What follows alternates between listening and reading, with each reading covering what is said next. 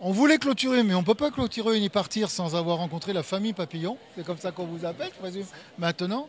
En tout cas, Fabrice, je crois. C'est ça. Fabrice et Judith, son épouse. Et Fabrice, qui a été multe fois ici au salon, et primé et récompensé et autres, eh ben, il a passé la seringue à son épouse, elle s'est piquée, et maintenant c'est elle qui écrit, si j'ai bien compris. Voilà. Et en plus, fièvre rouge, donc ça parle tout seul. Je vous laisse présenter un petit peu votre livre. Allez-y. Mon livre, c'est un roman historique qui va se passer au cœur des années 50, dans le Parti communiste et dans les sphères du Parti communiste. Et puis on va suivre la vie d'une jeune femme.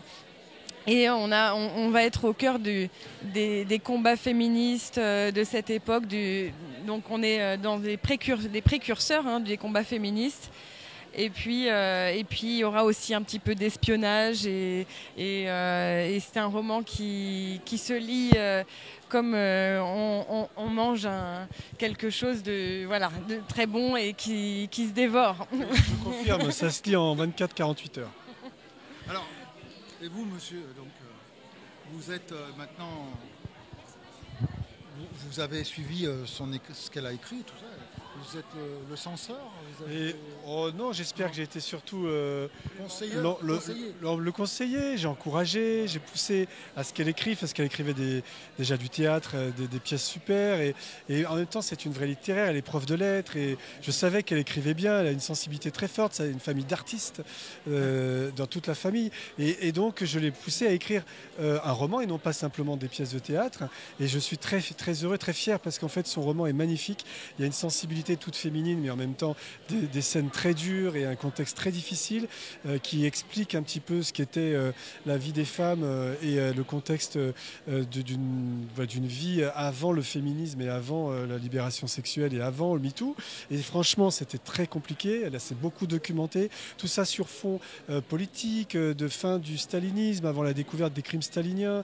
Tout ça sur fond d'espionnage, avec des ressorts quand même narratifs qui sont du suspense, avec des rebondissements. Donc en fait, c'est vrai, quand elle dit que ça se mange vite et comme un bonbon, c'est qu'en fait, on s'attache au personnage. On vit des histoires d'amour homosexuelles, donc c'est pas banal pour l'époque. Et en même temps, on est plongé dans des affaires, je dirais, d'espionnage et de quête. On ne sait pas à qui on a affaire.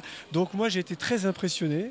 J'ai pas beaucoup poussé. Elle a très bien écrit toute seule comme une grande. Et je suis très heureux et très fier d'elle. Et maintenant, il est un très bon attaché de presse, comme vous pouvez le constater. Ouais. Alors, juste, on vous a présenté comme étant Madame Papillon.